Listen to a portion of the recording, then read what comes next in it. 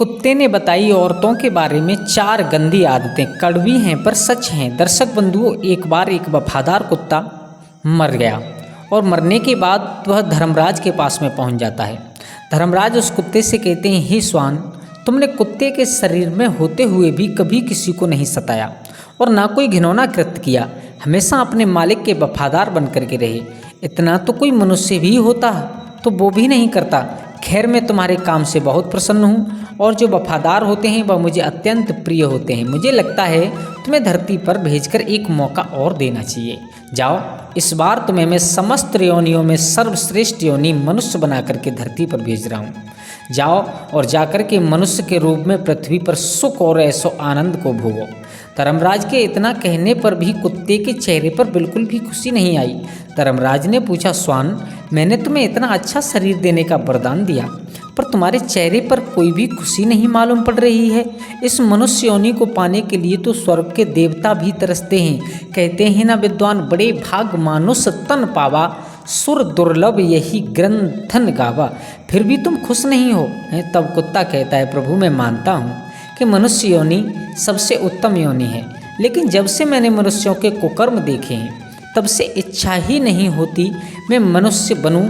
तब धर्मराज कहते हैं, हे श्वान, तुमने क्या देख लिया मनुष्यों में जो उनसे इतनी नफरत करने लगे हो। तब कुत्ता कहता है, हे प्रभु, यदि आप सुनोगे तो आप भी नफरत करने लग जाओगे। पृथ्वी तल पर अब मनुष्य ही नहीं रह गया है। वह अपनी सारी मर्यादाओं को, सारे कर्तव्यों को भूल गया है। वह भूल गया है कि मैं मनुष्य हूँ, जिसे वेद में सर्वश्रेष्ठ दर्जा मिला है। और तो और वह अपना भोजन तक भूल गया है, अपना पहनावा तक भूल गया है।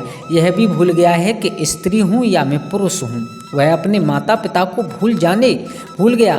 क्या क्या भूल गया, सुनाता हूँ, देखता हूँ, सुनता हूँ तो ऐसे लगता है जैसे पृथ्वी पर सबसे निंद और सबसे घृणित योनि यही है। थोड़े बहुत लोग अच्छे हैं भी, उनकी लोग चलने नहीं देते हैं, उन्हें धूर्त और पाखंडी समझा जाता है। मुझे तो नफरत सी होने लग गई है। हे प्रभु, आप मुझे कुछ भी करके आप मुझे और इस पृथ्वी पर भेज दो। भले ही मुझे दोबारा कुत्ता बना करके भेज दो, लेकिन मनुष्य योनि में दोबारा मुझे मत भेजना, मनुष्य योनि में मत बनाना। क्योंकि मैंने मनुष्यों को कुछ ऐसे घिनौने काम करते हुए देखा है जिन्हें देखकर मुझे लज्जा आती है और घृणा से मेरा सर फटा जाता है। तब धर्मराज पूछते हैं, यदि यह सत्य है तो हम भी जानना चाहते हैं कि तुमने मनुष्य को ऐसे कौन से काम करते हुए देख लिया है जो बहुत ही गंदे हैं, जिसकी वजह से तुम्हें मनुष्य योनि से इतनी नफरत है। मेरे भैया, अब वो कुत्ता धर्मराज को अपने आँखों से उसने देखा था वो सुनाता है कहानी के रूप में। कहता है कि मैंने एक नहीं, मैंने कई ऐसी घटनाएं देखी हैं। यदि आप जानना चाहते हैं तो सुनिए, मैं अपनी आंखों देखी घटनाएं तुम्हें सुनाना चाहता हूं। पहली घटना मैं आपको सुनाऊंगा। और दोस्तों, अगर आप लोगों को ये कहानी अच्छी लग रही है तो प्लीज़ एक लाइक कर दीजिएगा। और अगर हमारे चैनल पर नए आए हैं तो गजब ज्ञान यूट्यूब चैनल को सब्सक्राइब जरूर कर लें और अपने परिवार दोस्तों के साथ में शेयर जरूर कर दें। बहुत ही ज्ञानवर्धक वीडियो है, बहुत कुछ सीखने के लिए मिलेगा। अब वो कुत्ता धर्मराज को बताता है, मैं अपनी आँखों देखी घटनाएँ तुम्हें सुनाता हूँ। पहली घटना यह है कि मनुष्य की नीयत खराब बहुत जल्दी हो जाती है। वह कभी अपने धर्म पर स्थिर नहीं रह पाता है। कभी कोई अच्छी वस्तु दिखाई दी, कभी कोई सुंदर स्त्री दिख गई, कभी कुछ धन माया दिख गया तो फौरन उसकी नीयत खराब हो जाती है। इस संबंध में मैं तुम्हें एक कहानी सुनाता हूँ। किसी नगर में एक सेठ के घर एक बहुत सुंदर कन्या उत्पन्न हुई। कन्या बड़ी ही रूपवती थी। धीरे धीरे जब वह बड़ी होने लगी तो उसका रूप और यौवन में भी निखार आने लगा है। धीरे धीरे कन्या युवा अवस्था को प्राप्त हुई है। तब एक दिन सेठ के मन में विचार आया कि मैं अपनी बेटी का विवाह करूं और विवाह किसी राजा महाराजा से करना चाहिए। मित्रों, ऐसा विचार करके सेठ नगर के बाहर एक बाबा रहते थे।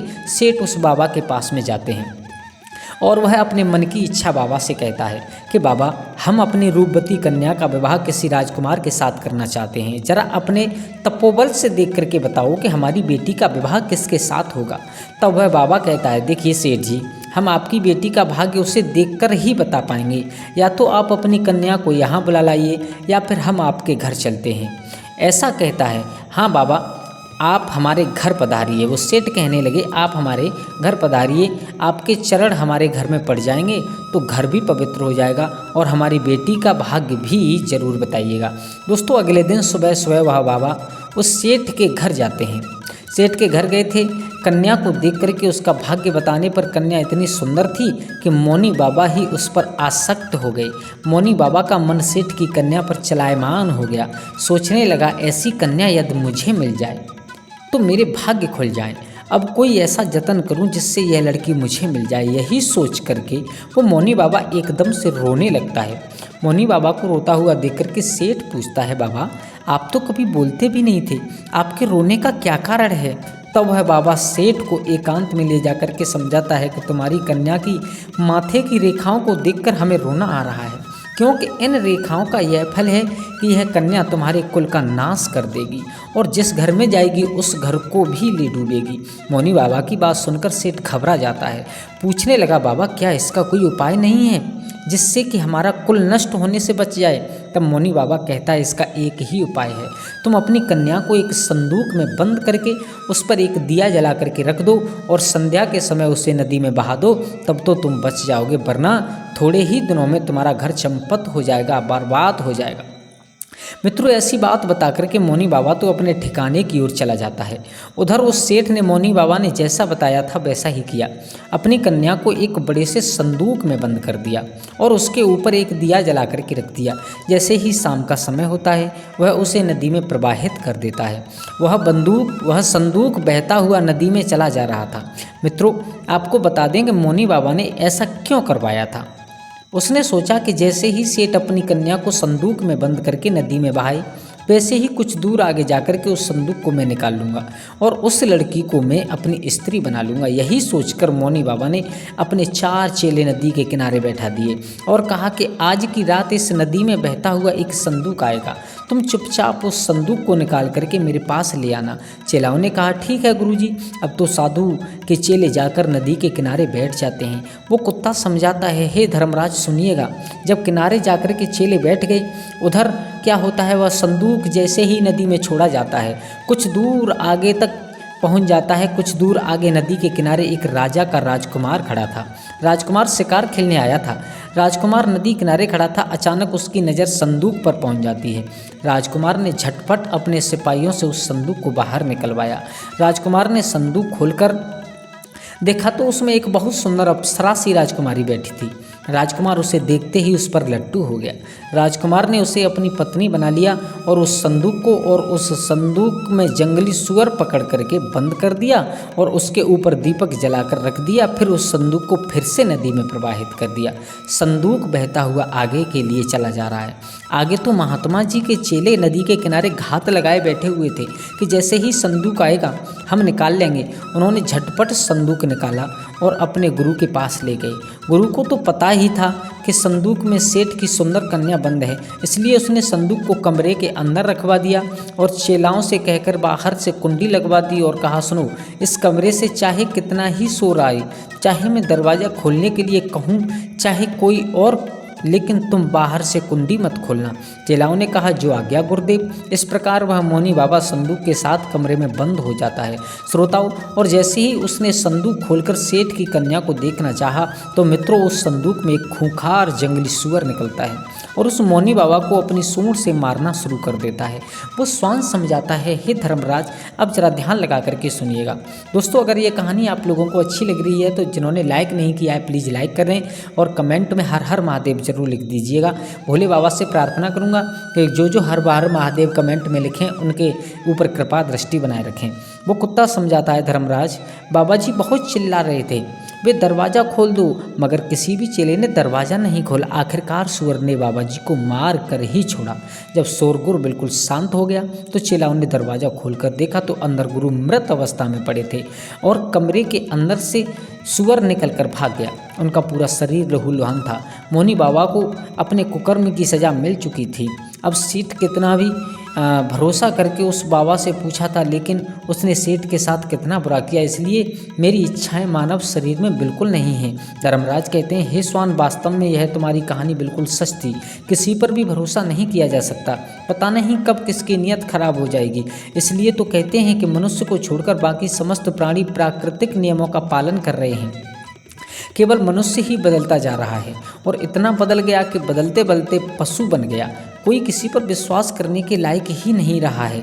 आज का ज़माना यह आ गया है कि किसी विश्वासी का भी विश्वास नहीं किया जा सकता है। हे प्रभु, अब मैं तुम्हें दूसरी घटना सुनाता हूँ, ध्यान दे करके सुनना। एक बार एक पंडित जी काशी में विद्या अध्ययन करने के लिए गए हुए थे।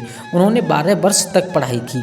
जब उन्होंने सब कुछ पढ़ लिया तो पढ़ने के बाद वे वापस अपने घर लौट आए और अपने पिताजी से कहा, पिताजी सब कुछ पढ़कर आ गया हूँ, अब मुझे सब कुछ याद है, आप मुझसे कोई भी प्रश्न पूछ सकते हैं तो मैं उसका भली भांति ठीक ठाक उत्तर दूंगा।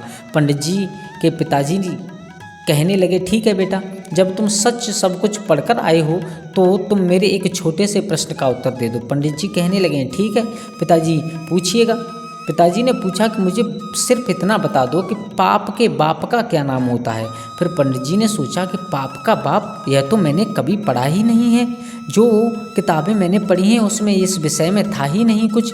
फिर तो पंडित जी रात भर किताबें पलटते रहे, परंतु पाप के बाप का नाम नहीं मिला। पंडित जी के पिताजी कहने लगे, जब तुम्हें पाप के बाप का नाम ही नहीं मालूम तो तुमने क्या खाक पढ़ाई की है? अभी तक तुम्हें पाप के बाप का नाम ही नहीं पता है। अपने पिता की बात सुनकर पंडित जी कहने लगे, पिताजी तुम चिंता ना करो, आखिर मैं एक ब्राह्मण का बेटा हूँ, मैं पाप के बाप का नाम ढूंढकर ही वापस लौटूंगा, चाहे 12 वर्ष मुझे फिर से क्यों न बीत जाए। मित्रों, पिताजी से इतना कहकर के पंडित जी पुनः काशी के लिए रवाना हो जाते हैं। फिर कुत्ता कहता है, हे प्रभु, जब पंडित जी घर से काशी के लिए चल दिए तो रास्ते में उन्हें बहुत तेज प्यास लगी। एक घर में उन्हें एक घर दिखाई देता है। वो पंडित जी उस घर में जाते हैं और वहाँ जाकर कहते हैं, मुझे बहुत ज़ोर से प्यास लगी है, अगर घर के अंदर कोई हो तो मुझे पानी पिला दो। हाँ मित्रों, घर के अंदर एक स्त्री निकलती है और पंडित जी को पानी पिलाती है। पंडित जी पानी पीते हैं और पानी पीने के बाद पंडित जी उस औरत से पूछते हैं, यह किसका घर है? वह स्त्री कहती है, पंडित जी आपको यह बात पानी पीने से पहले ही पूछनी थी कि यह घर किसका है। अब आपने पानी तो पी लिया, अब आप पूछ रहे हैं कि किसका घर है, तो सुन लो, यह एक वेश्या का घर है, मैं एक वेश्या हूँ। वो कुत्ता समझाता है, हे धर्मराज, पंडित जी ने जैसे ही वेश्या का नाम सुना तो उन्होंने एकदम से अपने कान पकड़ लिए और कहने लगे, राम राम, यह क्या हो गया? मुझसे तो भारी अपराध हो गया, मैंने एक वेश्या के घर का पानी पी लिया। पंडित जी मन ही मन सोचते हैं, पाप का बाप तो मिला नहीं, एक पाप और हो गया। तभी वह वेश्या कहती है, पंडित जी आप आगे कहाँ जा रहे हो? पंडित जी ने वेश्या को सारी बात बताई और कहा कि पाप के बाप का नाम ढूंढने जा रहा हूँ, मुझे काशी में मिलेगा, इसलिए दोबारा काशी में पढ़ने के लिए जा रहा हूँ। पंडित जी की बात को सुनकर के वेश्या ने सोचा कि 12 वर्ष काशी में पढ़कर आए हैं तो भी तुम्हें नहीं मालूम कि पाप के बाप का नाम क्या है, और अब फिर से काशी पढ़ने जा रहे हो। मगर यह जरूरी भी नहीं कि पंडित जी जब काशी में पहुंच जाएं तो उन्हें पाप के बाप का नाम वहां मालूम पड़ जाए। जब यह मेरे पास आए हैं तो क्यों ना मैं ही इन्हें बता दूं कि पाप के बाप का नाम क्या होता है। श्रोताओं, ऐसा सोच करके उस वेश्या ने पंडित जी से कहती है, पंडित जी आपको पाप के बाप का नाम मालूम करना है तो काशी जाने की ज़रूरत नहीं है, पाप के बाप का नाम तो मैं आपको बता सकती हूँ। तब पंडित जी कहने लगे, यदि मुझे यह नाम बता दो तो फिर मुझे इतनी दूर क्यों जाना पड़ेगा? वेश्या कहती है, ठीक है पंडित जी, मैं आपको पाप के बाप का नाम बताऊंगी। वेश्या पंडित जी से कहती है कि आप बहुत थक चुके हैं, आप काफ़ी दूर से चलकर आए हैं, इसलिए आप थोड़ी देर आराम कर लो, तब तक मैं आपके लिए भोजन बना देती हूँ। फिर भोजन करने के बाद मैं आपको बताऊँगी कि पाप के बाप का क्या नाम है। उधर कुत्ता धर्मराज से कहता है, प्रभु जब वेश्या ने कहा कि पंडित जी आप भोजन कर लें, उसके बाद तो मैं आपको पाप के बाप का नाम बताऊंगी, तो पंडित जी कहने लगे कि मैं तेरे घर का भोजन कैसे कर सकता हूँ? तू एक दूषित स्त्री है, तेरे यहाँ भोजन कदाप नहीं करूँगा। पानी पी लिया, उसका भी प्रायश्चित कर रहा हूँ। पंडित जी की बात को सुनकर के वेश्या कहने लगी, कोई बात नहीं पंडित जी, मैं आपको दाल आटा घी शक्कर सब दे देती हूँ, आप स्वयं बना करके भोजन कर लो। पंडित जी कहने लगे, तू तो एक वेश्या है, तुझे तेरे घर का तो सीधा भी नहीं लेना चाहिए। पंडित जी की बात सुनकर वेश्या कहने लगी, पंडित जी अगर आप मेरे हाथों से सीधा ले लेंगे तो मैं आपको 5 सोने की मोहरें भी साथ में दूंगी। साथ में मोहरों का नाम सुनकर पंडित जी सोचने लगे, पाप के बाप का नाम तो पता नहीं कहाँ मिलेगा, यह मोहरें भी हाथ से चली जाएंगी। यदि यह मुझे सीधा देती है तो कोई बात नहीं, यहाँ पर मुझे कौन देख रहा है, मैं इसे सीधा ले रहा हूँ और वैसे भी अपने हाथों से भोजन बनाऊँगा और फिर खा आऊँगा। आगे कुत्ता कहता है, हे प्रभु, पंडित जी को इतनी देर में से तो आटा लेने में तकलीफ हो रही थी, मगर 5 सोने की मोहरों के लोभ में आकर पंडित जी की सारी परेशानी खत्म हो गई और उन्होंने वेश्या के हाथ से वह सीधा ही ले लिया। वहीं पंडित जी दाल, आटा, घी, शक्कर लेने के बाद भी अपने हाथों से भोजन बनाने लगे। फिर कुत्ता कहता है, हे प्रभु, जिस समय पंडित जी भोजन बना रहे थे तो वेश्या कुछ लेकर के आती है और पंडित जी से कहती है, पंडित जी, आपने मेरे घर का पानी पिया है, मेरे हाथों का आटा भी लिया है, तो अब मैं आपके लिए क्या भोजन बना सकती हूँ। पंडित जी कहने लगे, ओ वेश्या, ज़्यादा मत बोल, तेरे घर का सीधा सामान ले लिया, यही बहुत है। तू एक वेश्या है, तेरे हाथ का बना भोजन मैं कभी नहीं कर सकता। फिर वेश्या कहने लगी, पंडित जी, चिंता मत करो, यदि आप मेरे हाथ का बना हुआ भोजन खा लोगे ना, तो मैं आपको उसके बदले में 5 सोने की मेहरें और दूंगी। पंडित जी सोचने लगे, यदि मुझे खाना खाने के बदले में 5 सोने की मोहरें मिल जाएंगी तो मेरे पास 10 सोने की मोहरें हो जाएंगी। पंडित जी कहने लगे, कोई बात नहीं, मैं खाना खा लेता हूँ, यहाँ पर मुझे कौन देख रहा है। फिर पंडित जी वेश्या से कहते हैं, मैं तुम्हारे हाथ का खाना खा लेता हूँ, लेकिन तुम स्नान करने के बाद ही भोजन बनाना। तो वेश्या कहने लगी, ठीक है पंडित जी, मैं स्नान करने के बाद ही भोजन बनाऊंगी। 5 सोने की मोहरें देने के बाद वेश्या ने पंडित जी के लिए भोजन बनाया और पंडित जी से कहा, अब बस तुम चली जाओ और मैं अपने आप भोजन कर लूँगा। तभी वेश्या, चली जाओ, मैं अपने आप भोजन कर लूँगा। तभी वेश्या कहने लगी, पंडित जी, मैंने आपके लिए भोजन बनाया है, तो आप सिर्फ 5 निवाले मेरे हाथ से खा भी लो तो क्या हो जाएगा। अब तो पंडित जी कहते हैं, हे दूषित स्त्री, उंगली पकड़ के अब तू पोंछा ना पकड़, है मेरा हाथ पोंछा पकड़ना चाहती है, मैं तेरे हाथों से कभी भोजन नहीं कर सकता, तू एक वेश्या है। तभी वेश्या कहने लगी, पंडित जी, यदि आप 5 निवाले मेरे हाथों से खाएंगे ना, तो मैं आपको 5 सोने की मोहरें और दे दूंगी। पंडित जी सोचने लगे, अगर यह मुझे 5 सोने की मोहरें और देगी तो मेरे पास 15 सोने की मोहरें हो जाएगी।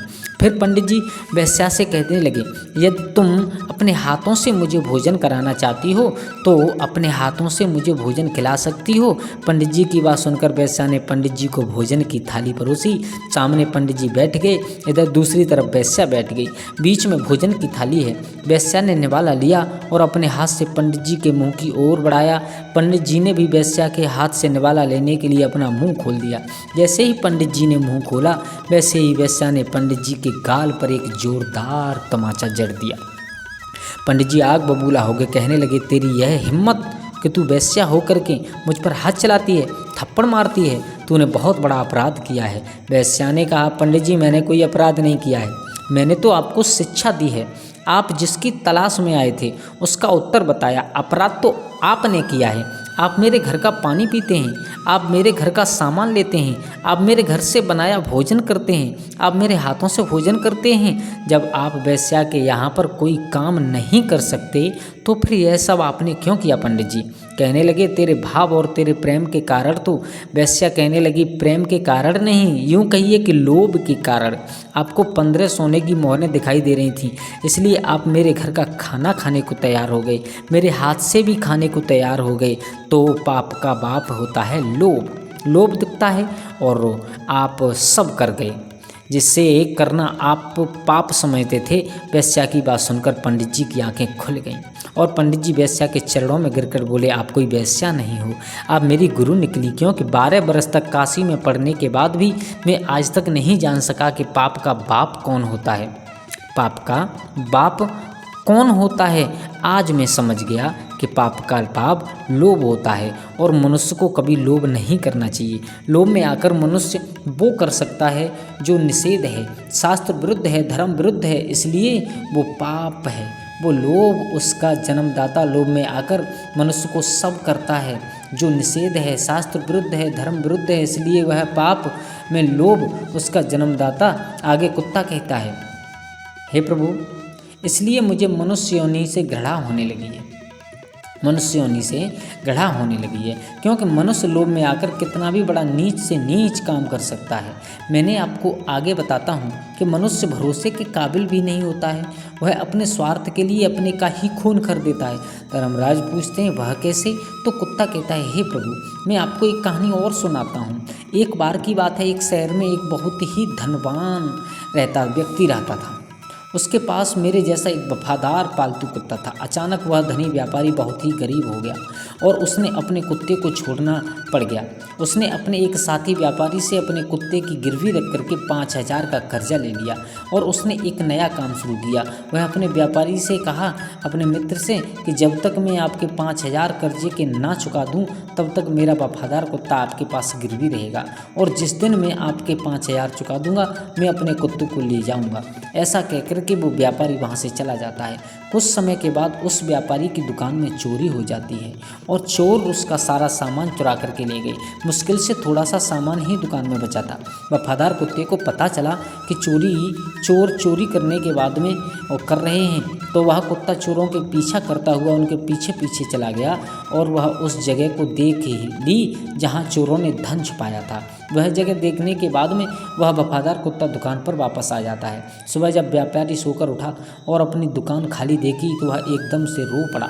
साथ में उसके घर वाले भी रोने लगे। मोहल्ला पड़ोस के लोग भी इकट्ठे हो गए। व्यापारी तो बिल्कुल पागल सा हो गया क्योंकि उसकी दुकान पर सारा सामान चोरी हो चुका था। लेकिन उधर वह कुत्ता बार बार मालिक की कमीज और पैजामा खींचता हुआ दरवाजे के बाहर की तरफ भाग रहा था। जैसे ही वह उसको घर से बाहर ले जाना चाहता हो, आखिर उसके एक दोस्त ने उसको सलाह दी कि लगता है यह कुत्ता चुराई हुई चीज़ के बारे में कुछ जानता है। वो कुत्ता समझाता है, हे प्रभु, हे धर्मराज, अब जरा ध्यान लगा करके सुनिएगा, हमें कुत्ते के पीछे चलना चाहिए, उसके मित्र ने सलाह दी। ऐसा सोचकर के व्यापारी उस कुत्ते के पीछे पीछे चला जाता है। कुत्ता उस व्यापारी को उसी स्थान पर ले जाता है जहाँ पर चोरों ने उसका धन छुपाया था। उस जगह जाने पर कुत्ते ने ज़मीन खोदने शुरू की और भौंकना शुरू किया, यह बताने की कोशिश की कि सामान यहाँ नीचे छुपा हुआ है। व्यापारी और उसके मित्रों ने, गांव वालों ने मिलकर के ज़मीन खोदी तो देखा कि उसका सारा सामान ज़मीन से निकल आया।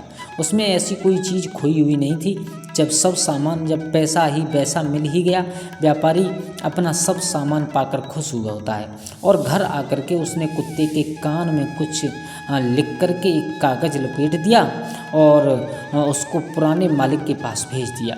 उसने उस कागज़ में लिखा था कि उसका कुत्ता बहुत वफादार है और कुत्ते की वफादारी की वजह से जो 5,000 का कर्जा तुमने लिया था मैं उसको माफ़ करता हूँ, क्योंकि तुम्हारे कुत्ते की वफादारी की वजह से मेरी दुकान का सामान चोरी हुआ वापस मिल गया है। इसलिए आज तुम्हारे कुत्ते को मैं और यहाँ से आज़ाद करता हूँ और इनाम के तौर पर 5,000 और भेजता हूँ। कुत्ता भी बहुत खुश हुआ कि आज मैं अपने मालिक से मिलूँगा। जब मालिक मेरी वफादारी की चर्चा सुनेंगे तो एकदम से खुशी से नाच उठेंगे। वो कुत्ता समझाता है, हे प्रभु धर्मराज, अब ज़रा ध्यान लगा करके सुनिएगा।